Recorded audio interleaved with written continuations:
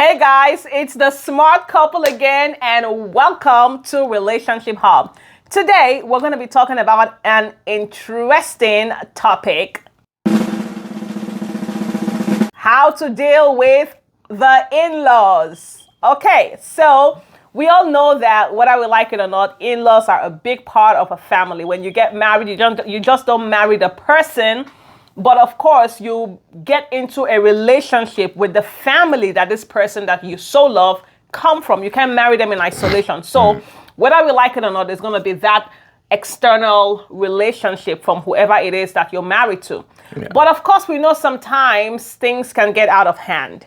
And we're here to navigate you through how to deal with in-laws so that you have a beautiful relationship with your spouse and also with your in-laws. Who says you can't have a good relationship with your in-laws? Who says your in-laws have to be your enemies or your rivals? You can have them both. So let's dig into it. How do we deal with in-laws? Wow, that was a good introduction, and Thank you sounded you. well. I like it. Thank you. Yeah, family. Dealing with families or dealing with in-laws, there are some areas where it is less intrusive, and there are some other areas or some other culture where it is more intrusive. They are more intrusive. And so let's just talk on a general note, whether there's an intrusive culture or less intrusive culture. One of the ways to keep your family in a good place with your spouse, it's by keeping certain things private. Now, what do I mean by that? When you keep exposing your spouse issues that are happening to your family members when you're married, any little thing that happens, you call your brothers, you call your sisters, and you just tell them about what your wife did or what your husband is doing. Not because they hate him, but because they love you a lot. Before you know, unconsciously they start forming an idea. They start taking sides, and with that, it begins to affect you, or they begin to relate to your spouse in a way that you did not ordinarily expect that it will happen. But why did they do that? Because there are some things that should have been kept private within the family that you have taken out. So that means you are the one that actually invited them to have a say in your marriage. That's one. Yeah, I mean, what else can we keep private? Because there are some things that some people don't know that they have to keep private. What else do you think people need to keep private? Because this is a really deep thing you just talked about. Yes. Like if you maybe you offended me, or you did not, you offend my spouse offended me, or let's use you and I as a case study. You offend me, instead of me to deal with it, talk to you that I don't like what you did. I'm calling a brother, I'm calling a sister, I'm calling my mom and saying, Mom, this is my wife. I don't know what's wrong with her. She doesn't have home training. She doesn't know how to cook. Or when she cook, I just find it hard to eat it. Our food is not like yours. You know, so before you know, your mom will now one day say, "Oh, my son is suffering. You know, I need to move to my son's house and cook for him." And before you know, your mom is moving home and wants to be cooking for you, because that motherly instinct is still there. So unconsciously, she doesn't know that she's intruding into a new home or a family that she just wants to be in charge. When she comes, she wants to be in charge of the kitchen because the husband has already told her that my wife don't know how to cook.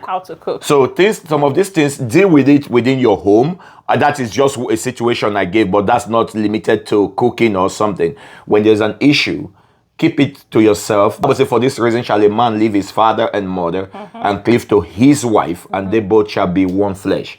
So keep things between yourself. So another way I believe we need to deal with in-laws in order to have healthy boundaries, healthy relationship, is to, whenever there's a problem, do not allow your spouse to be the one to face your family or to address the issue with your family, because at the end of the day, when that happens, they could see your spouse as the enemy. Some things that you would have been able to say to your family, that they will accept it and take it just normal. If she said the same thing, it would be like an insult. It would be like, oh my gosh, she's so rude. Oh boy. Because that's you sending her or sending him into the lion's den. when you know how to deal with the lion, so to speak. Yeah. So one of the best ways is when there's an issue, no matter what the situation is, be the one to deal with your family, because when you deal with them, you can tell them, look, I don't like how you spoke to my husband, how you spoke to my wife. I don't want you coming in, doing this. And they'll respect that. But if the other person comes and says that thing, they may not take it the exact same way. So it is just wisdom. Very true. It's wisdom don't push your spouse to go deal with the situation that you are supposed to deal with your own family that you came from. So I think that's one of the best things to do, because some people like for instance, they want to come visit, just what you said, when they just want to come visit, and it's not a convenient time for you guys as a family. It will be in place, or it will be better if you tell them, mommy or dad or uncle or friend, this a sister, this is not the right time. Than your husband picking phone and telling your sisters or your relative, please don't come now. We cannot accommodate you right now.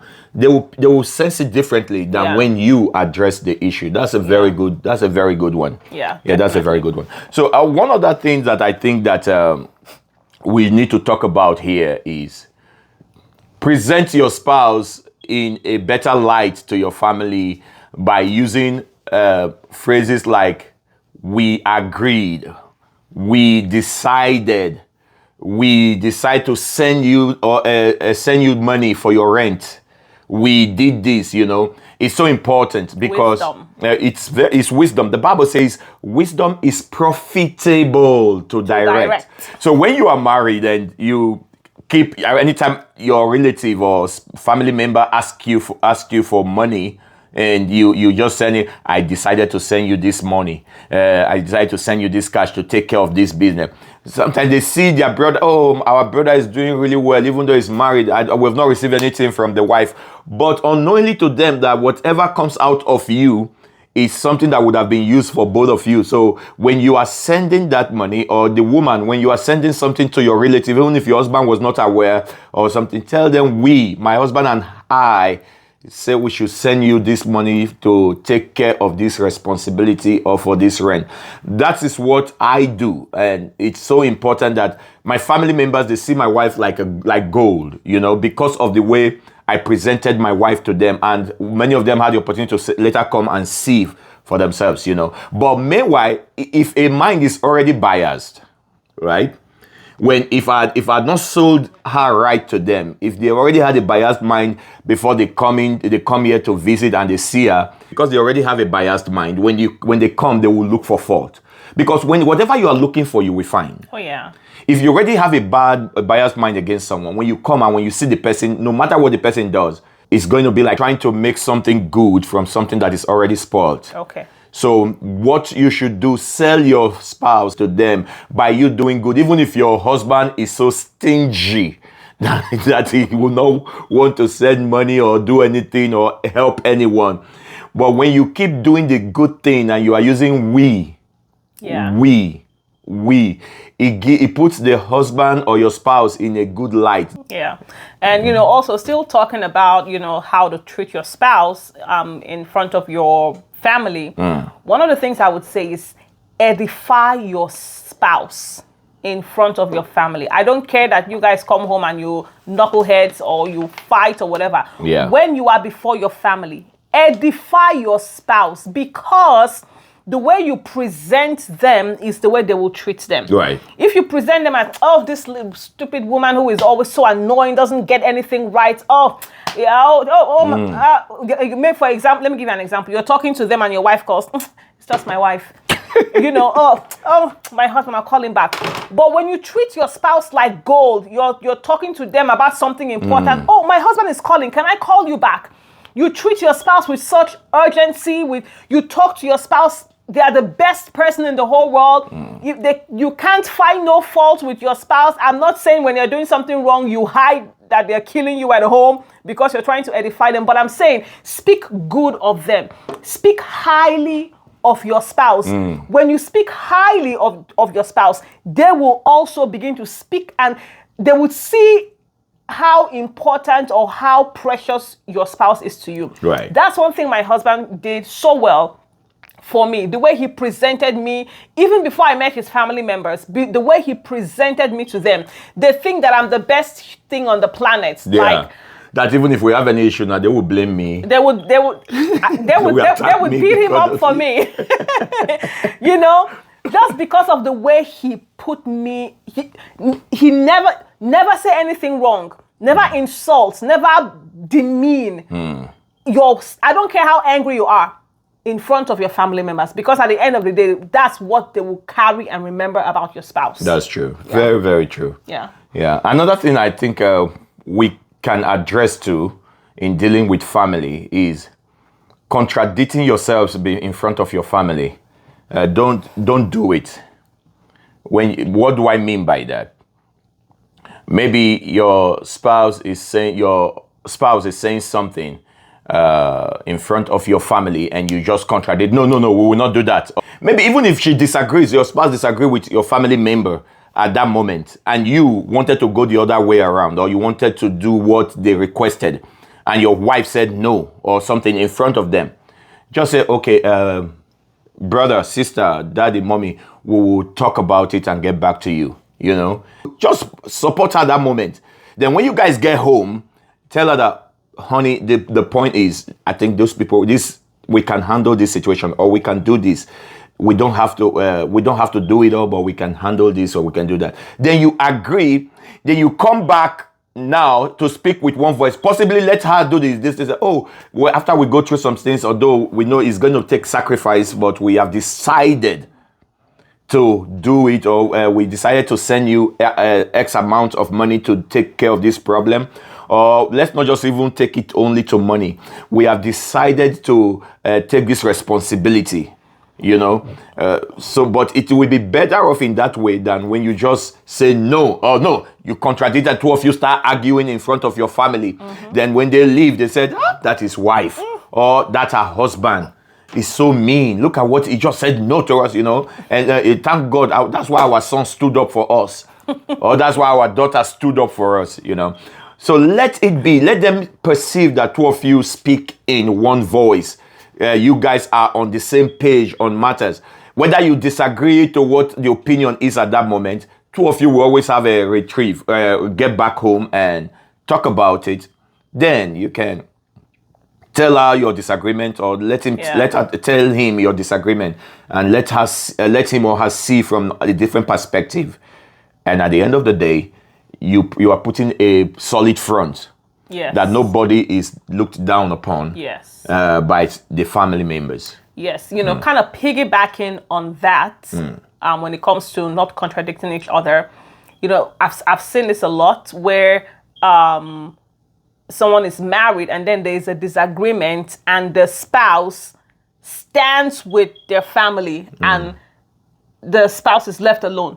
So when you have a disagreement, say for example, you guys are at a dinner, when you have a disagreement, you are in covenant with your spouse.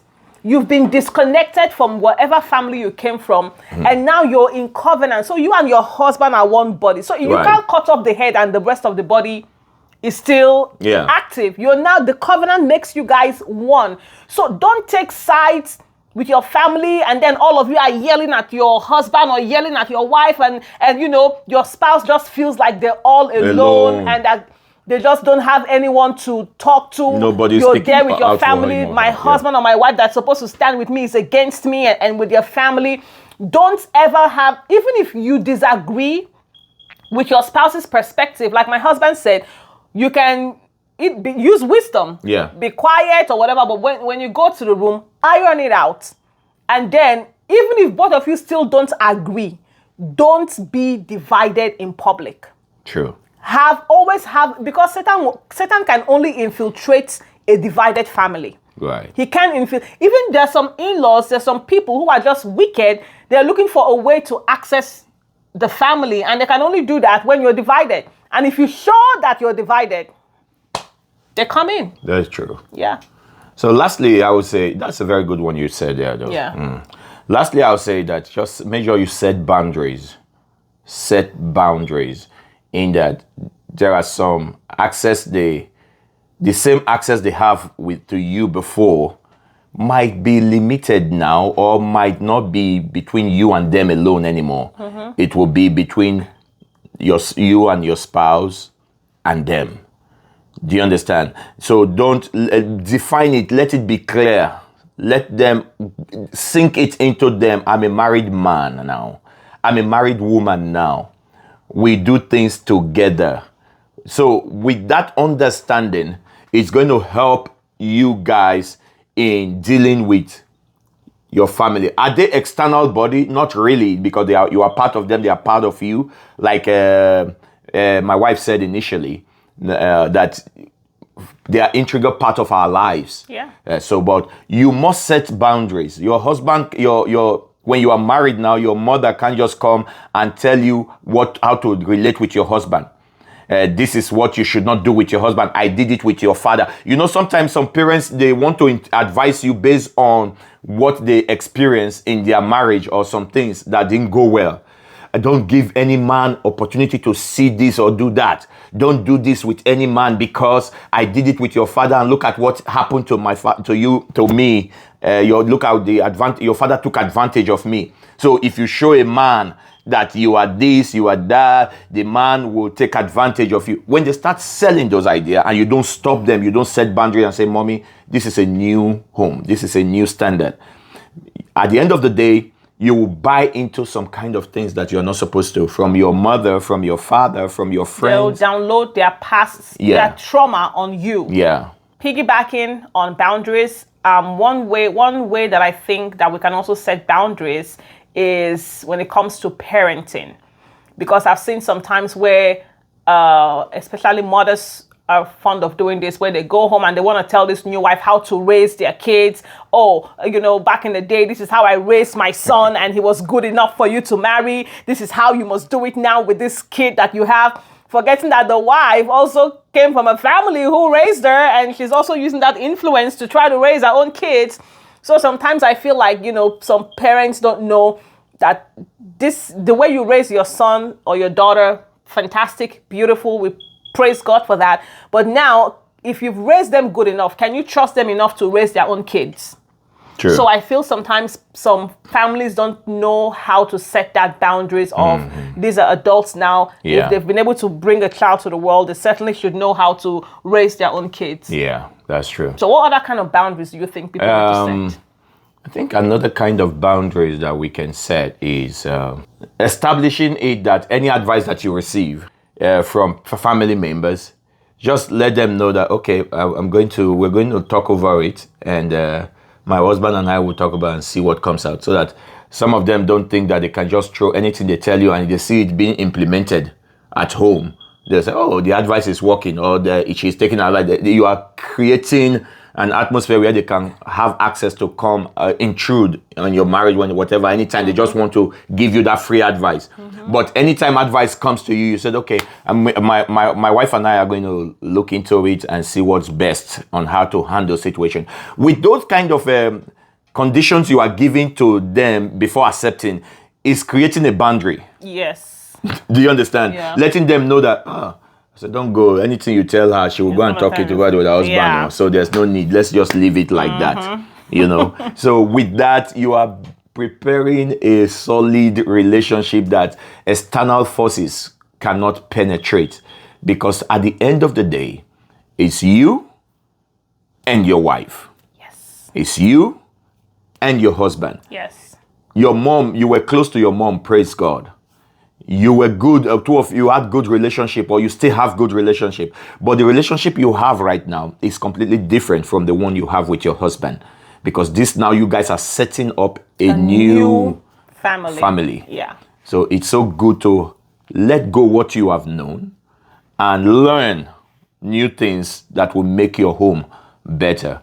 Definitely. Without intrusion of parents, father, mother. We can pick the good things they give to us and Yes. add. I was just going to say that. We can glean from the good things Yes. we've learned. Yes. They're part of who we are. We can't totally eradicate them. Yes. But, that healthy boundaries needs to be set. Need to be set. Yeah. Need to be set. Anyways, that's that for today. We hope that you have a beautiful relationship with your family. If you have any questions, please post it on the comment. We would love to interact with you, Right. answer your questions. If there's a topic you want us to address, kindly put it on the comments and we will be more than happy to address it. Please don't forget to subscribe, like, comment, and share this video to anyone that you care for. So that's it for today. And for those of you that have been commenting and sharing and watching our channel, we are grateful and we say thank you.